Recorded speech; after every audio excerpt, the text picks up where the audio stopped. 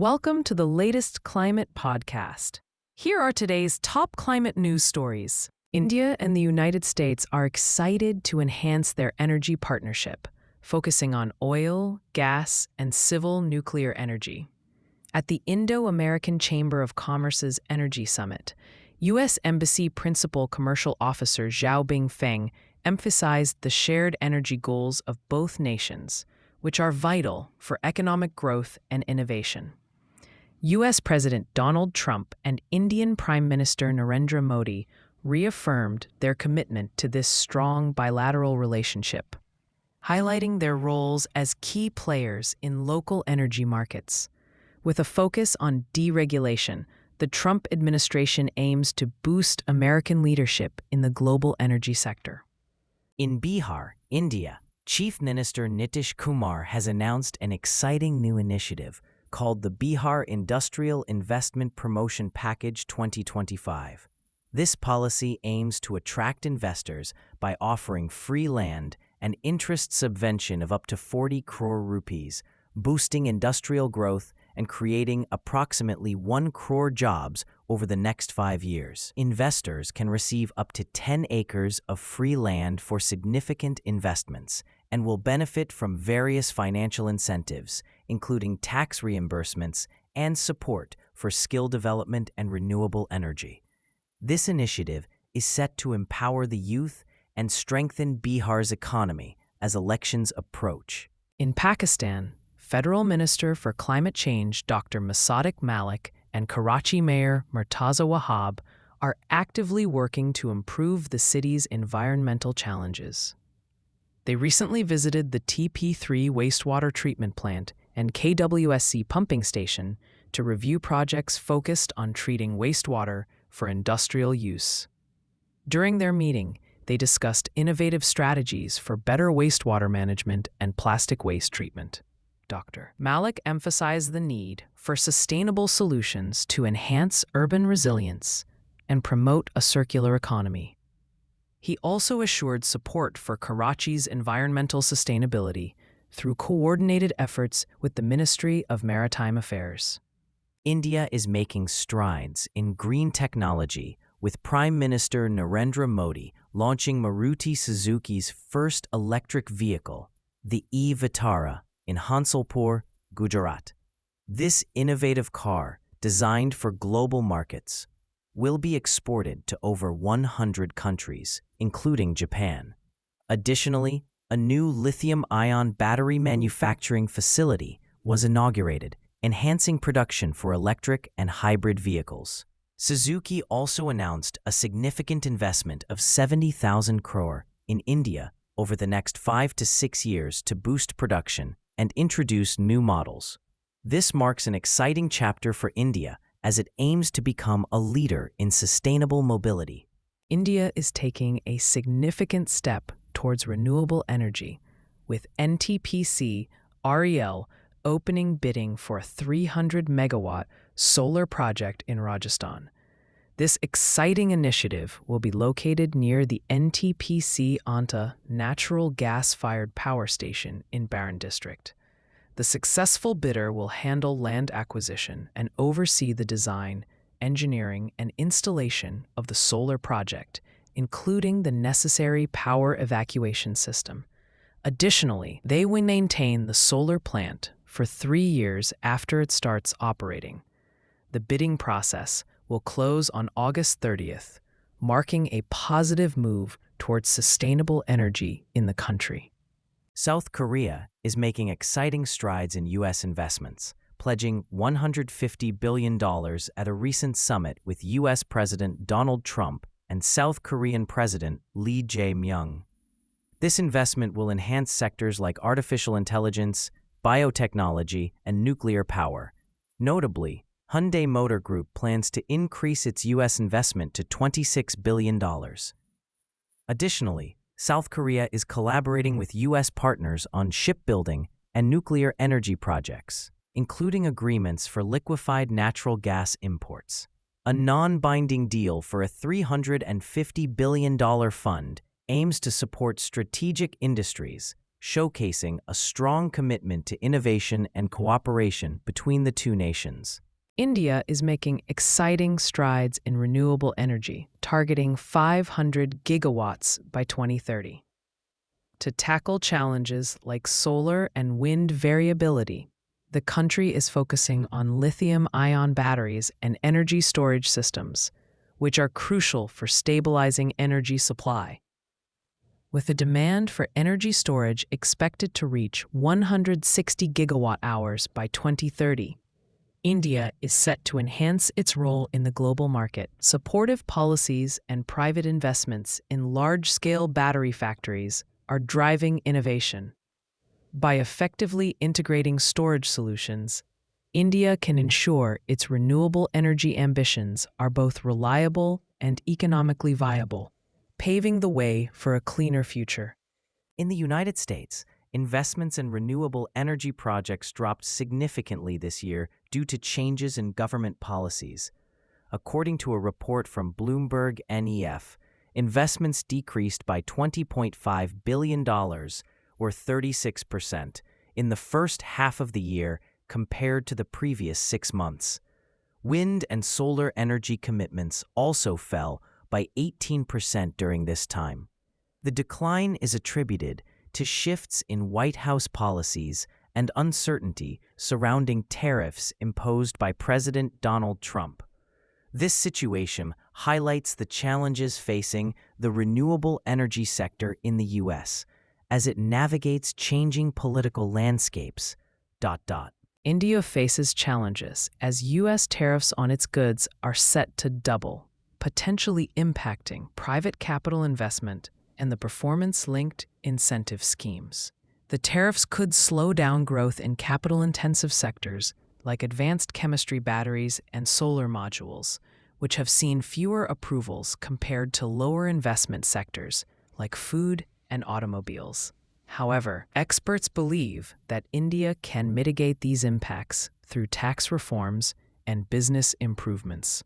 With a growing domestic economy and less reliance on exports compared to other countries, India remains positioned to seize new global opportunities and sustain its growth momentum. Sweden is currently hosting the 35th World Water Week in Stockholm, emphasizing the vital connection between water management and climate change under the theme Water for Climate Action.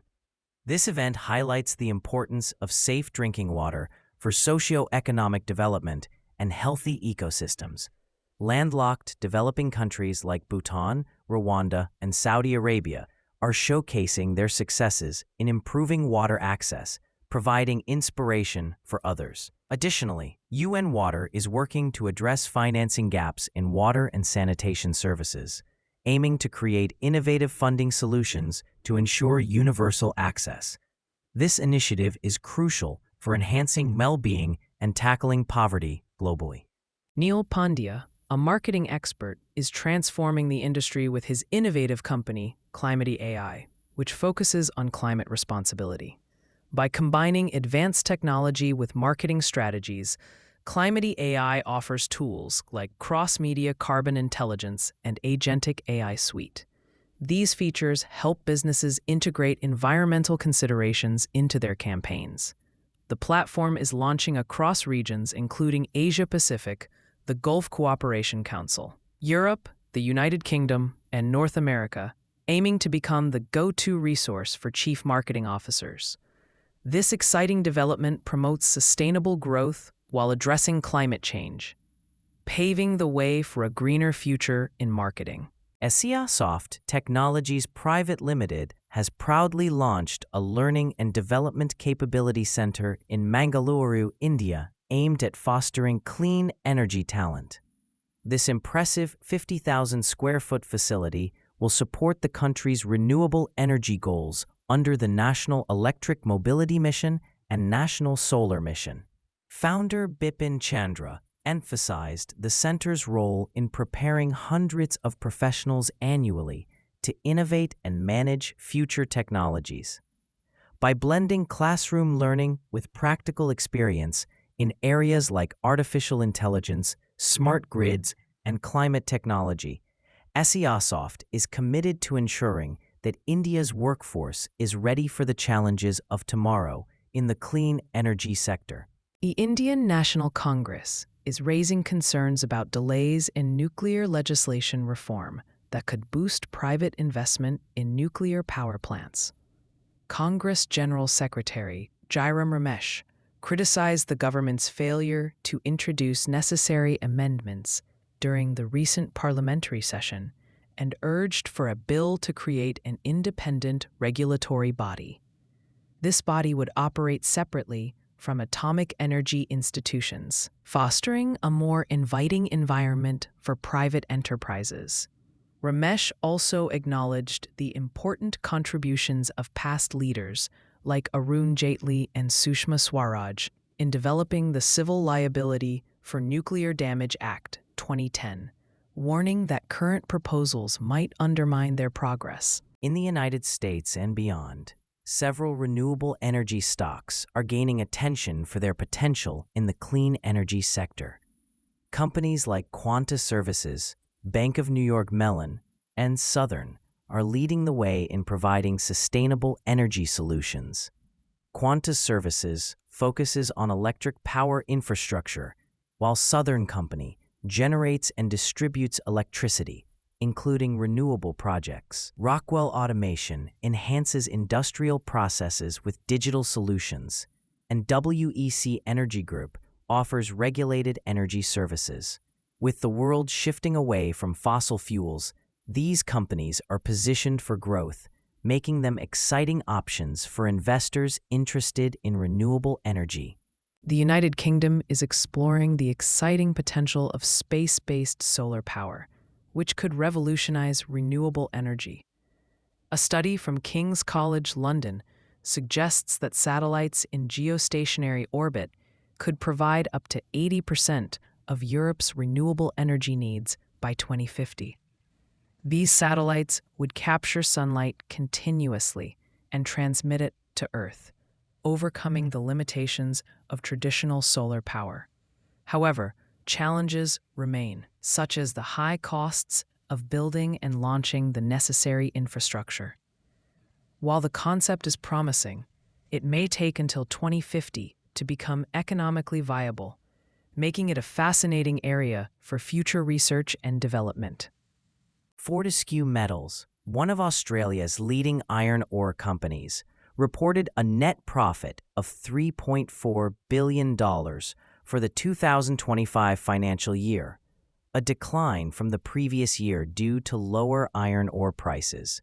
Despite this, the company is committed to investing in renewable energy, particularly green iron, which can significantly reduce emissions in steelmaking. Fortescue has launched a solar farm and plans to produce green iron at its Christmas Creek project. The company aims to enhance its technology for battery electric trucks and continue pursuing green energy solutions, ensuring a sustainable future while meeting market demands. Stop. The United Kingdom is facing challenges regarding its approach to managing unauthorized migration, as recent protests have erupted over the government's decision to evict asylum seekers from a hotel in a London suburb. This move aims to cut costs by relocating individuals to larger facilities, but it has sparked angry confrontations between supporters and opponents of migrants. The situation reflects the ongoing struggle of the UK government to balance the need for effective immigration control with the responsibility to provide shelter for those seeking refuge. The political pressure continues to grow as tensions rise in society. In Australia, opposition leader Susan Ley has downplayed tensions within the coalition regarding its climate change stance after a lively party room meeting. The Liberal National Party recently decided to abandon its net zero by 2050 target. Ley described the discussions as positive, emphasizing the importance of debate and collaboration among party members. Shadow Energy Minister Dan Tehan is working on a review focused on lowering energy costs and reducing emissions.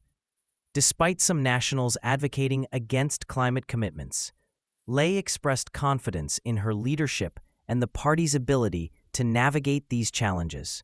For more climate news, make sure to download the Change Your Climate app from the Apple App Store or Google Play Store.